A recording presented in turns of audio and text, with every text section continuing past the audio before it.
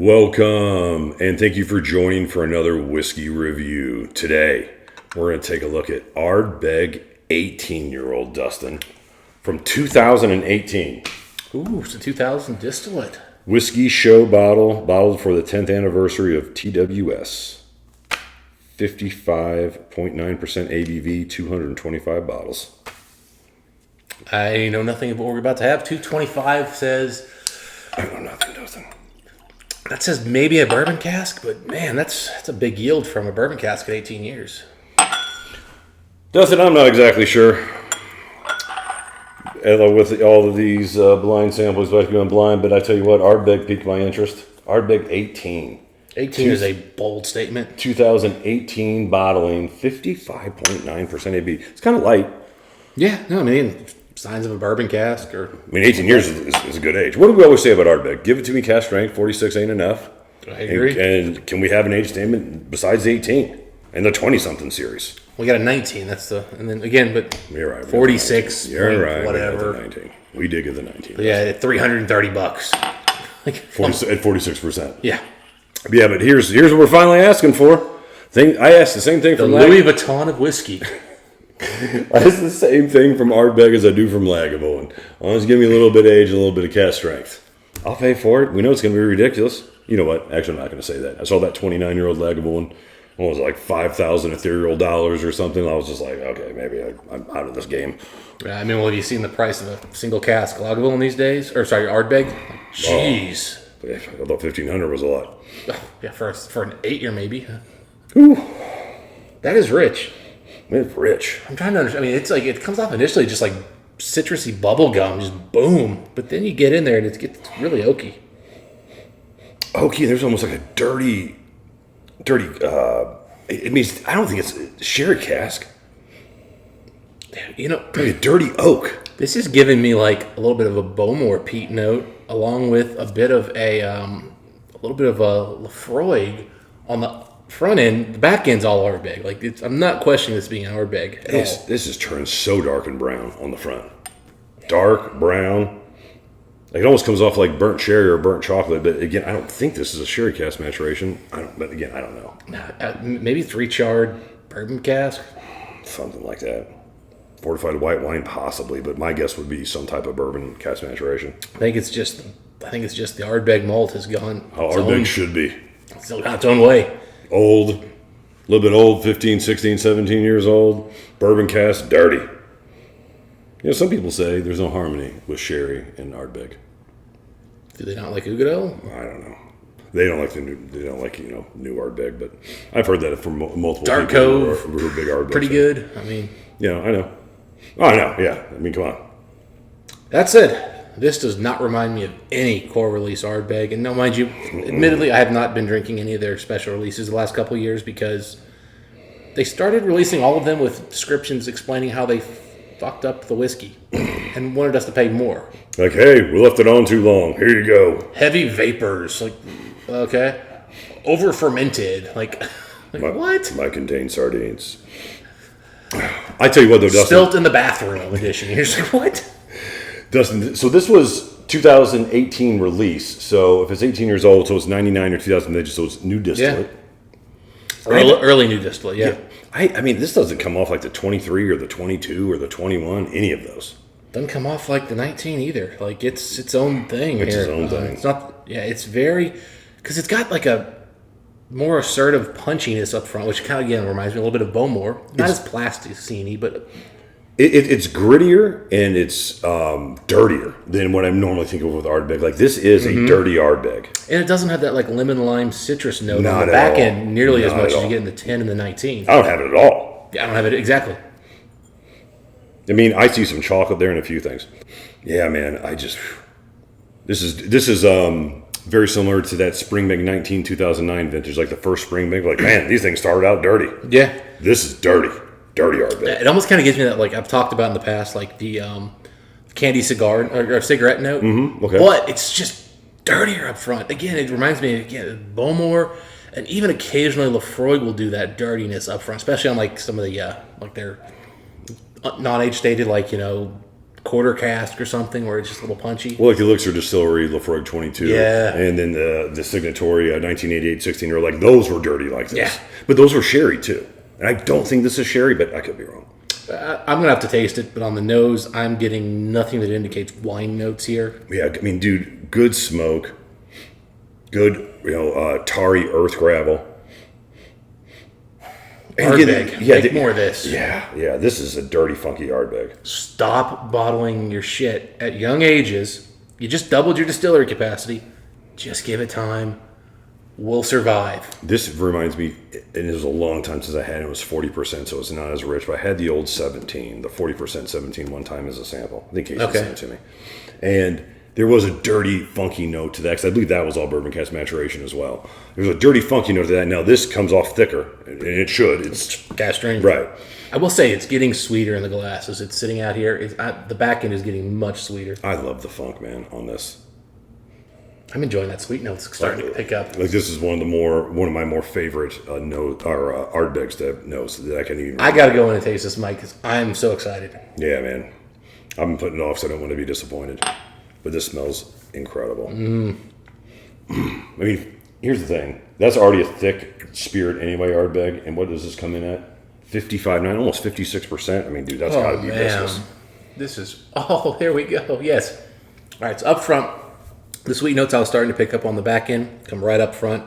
It's sweet, simple, basic Ardbeg smoky sweetness. There's just no other way to describe it. It's just simple sugar, up front. And then it rolls back and the dirtiness starts building up. And when the smoke finally hits on the finish, it's that dirty, chalky, aggressive, whatever that is on the fin that you've been talking about the whole time on the nose. I'm getting vanilla now. What a perfect whiskey. Perfect whiskey. I mean, it's everything you want. Now, I will say I am a little disappointed that I don't get any of the citrus. I don't get any of the lemon lime. I don't get any of those notes here. I wish I kind of got some of that classic Ardbeg there, but this is smoky barbecue wood smoke. This is like a smoked pizza kind of thing, the smoker. Like, it's that kind of like smoke. Deep Texas secret rub. Yeah. Man. But it's clean, and yet the smoke's dirty. Like, the sweetness, all that's clean, but the smoke's dirty. It's just a perfect Okay, so right at first, man, I got a little bit of vanilla, which was just coming up on the nose, but I got it initially on the palate. Vanilla, sweet vanilla cream, and then, man, I got so dirty on the mid palate. So quick. I think this is ex-bourbon. This is just... Maybe it's a little bit of a hard cask. Yeah, this may be a little bit of a higher char cask, but goodness gracious, this is not like any Ardbeg I can ever remember having. I mean, I'm already having a hard time not saying this statement. Is this the best Ardbeg I've ever had? If the 22 had been cask strength and that's a problem with all of them. And I had a little less of the candy note, it would be in the realm of this. But this is getting more smoke. Why is this so aggressive? I mean, the smoke on here is just so punchy, and the thing is, though, it's actually not super aggressive when it first arrives. It's actually beautiful. It goes vanilla and sweet. It's just sweet, classic peated whiskey, and then bam, here's some nice smoke, punch you in the face. I mean, again, I'm a guy who likes sherry with the Ardbeg or whatever, but now I see if this is what old Ardbeg, and this is new distillate. It is. But this is what old Ardbeg tastes like. This is so much better than the 19s they've been pumping out. Oh, man, now that we added water, I am getting some mint notes in here that are beautiful. Oh, I tell you what, the vanilla's big time turned up now. Vanilla's here, too, but that mint note is hitting all the things I like. It's eucalyptus. Or like some type of aloe. Eucalyptus or like a... aloe plant. You ever have those, like, just the little white, like, mint things that, like, as soon as you put it in your mouth, they start dissolving a little bit? It's got a little bit of that nose to it as well. Like white sugar, vanilla, sweetness meets just the dirtiest Ardbeg malt distillate I think I've ever experienced. Has that, industrial smoke kind of thing there in the end in the best way. Every other Ardbeg that even came close as far as like aggressive and dirty had extreme sherry cask maturation on it. Mm-hmm. This is so much fun. This is clean dirty. This is clean dirty. This is Vanilla cask. Vanilla Vanilla mint cask dirty. Dirty smoke. What the hell? Almost like, and I've never said this before, but a vanilla tobacco leaf.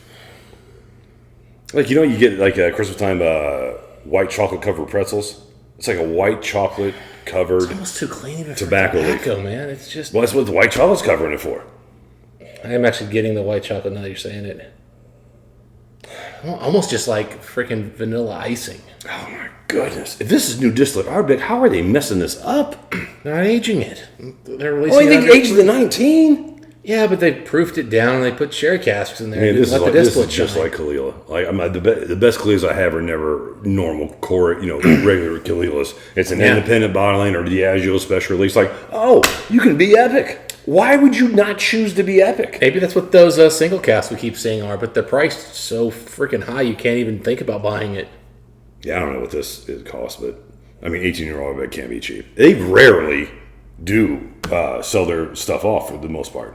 I mean, Lagavulin, Ardbeg, you don't see a lot of that. They haven't in years. I don't think that. I think anything out there is old. Oh man.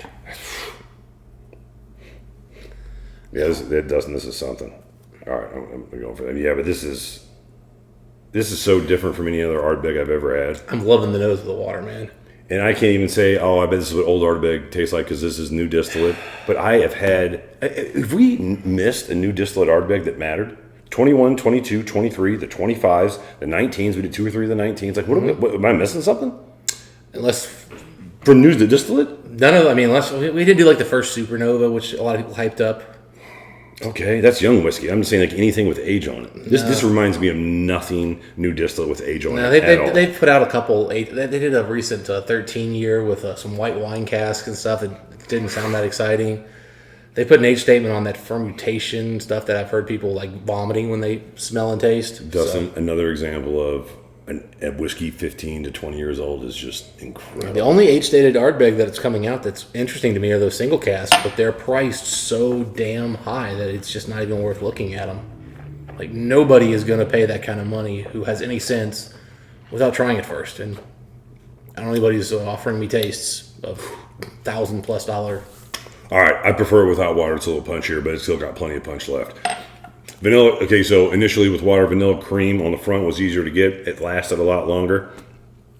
When you swallowed, it was a similar game plan. It was a little bit diluted, but this, I wouldn't say handled water great. I still love it though, neat. And it still has a beautiful finish even with water. Water whiskey. Yeah, the water didn't hurt me. It actually brought the vanilla notes a little bit more forward. Bit of vanilla bubblegum here at the end. It actually added a lot more like sweetness to the whole experience. It brought down some of the punchiness of the smoke, but it didn't take away that dark, dirty smoke. This might be the dirtiest Ardbeg I've ever Yeah, had. you guys go back and see. If I added more water, Mike added more water. That could play a role in our water opinion. But beautiful. What it did really is I went from initially kind of talking about more of like a simple sweetener with vanilla for sure. It was there. Water brought the vanilla forward. It brought a little bit of that mint out, so I started getting the mint and smoke earlier. The smoke wasn't as dirty on the finish or big, but it was still dirty big. And then, you know what? I actually am starting to get a little of that tobacco leaf on the finish. It's subtle. That smoke is so dirty. This is excellent. God bless. And to get it out of an ex-bourbon cask, again, that's an assumption. But man, is that dirty. I have not had anything new distillate Ardbeg like that ever. The 25 started getting pretty dirty smoke, if you remember. When we first cracked it. It was smoky. It was, I think We call it the smokiest Ardbeg we've had. This might be smokier, but again, I think the higher ABV is a factor. It's denser. Oh, the ABV is helping this. ABV is magical in this. Ardbeg. There's a reason people like Oogie. There's a reason people like Corey Vrecken. It's the cast strength aspect. Put out a damn 10-year cast strength like everybody else does in Isla. 10, 12. Charge $120 for it. Charge $150 for it. Charge $200 for it. We're going to line up for it. I'd rather pay, at this point, cast strength Lagavulin 12 is It's going to be $200, probably pushing to this next release. Charge $200 for it? I mean, you're desperately needing, and then put that 19-year at cast strength, charge $400 for it, because It's sitting on shelves at $3.30. It's not selling. Cash drink's going to be $4.05 for that. But anyway, Well, let's go. my point is they have to lower the price on that thing. Agreed. Let's get to what the people want to know. Whiskey score time, Dustin. I'm going to go with the higher of the 2 scores I've been playing with. I don't like to go higher. Let me go first here this time, Mike, just for the heck. 91. Best whiskey of the day. This is unbelievable. And I could go 92 possibly if I had more time with this. Looks like you're stepping all over my toes, Dustin. I was good. I was probably worth it 90, 91. As I said, I'm going with higher 2 scores. This is a 91. This is, I wanted to lead first because I knew we were going to be at 91. I mean, you were doing this is an excellent whiskey. And if I had a whole bottle of myself, it might be a 92. Yeah. Like, this is from a guy who likes Campbelltown, Islay, dirty whiskeys, but a certain style of dirty whiskey. I want dirty, sooty whiskey. This is dirty, sooty, almost perfect. You know what this is? This is cast strength, old 17-year-old Ardbeg. This is clean malt and dirty smoke, and I love the combination because I don't like my malt and my smoke dirty. I like one to be dirty and one not, and this killed it. That is the dirtiest smoke of an Ardbeg I can ever remember. I've been Absolute Ardbeg forever, too. Perfect whiskey. Thanks, Mike. Mike, you are the man. I was like, I sent him a 35-year-old, blah, blah, blah, blah, blah. Man, I tell you what, I'd rather almost have another drink of this. And Mike's like, and I sent you an 18-year-old. Trust me, you'd prefer it. Again, I will. We've said it many times, and I'll say it again. Some of my, if I had my 30 favorite whiskeys, I bet 15 of them would be between 15 and 20 years old. All cast strength.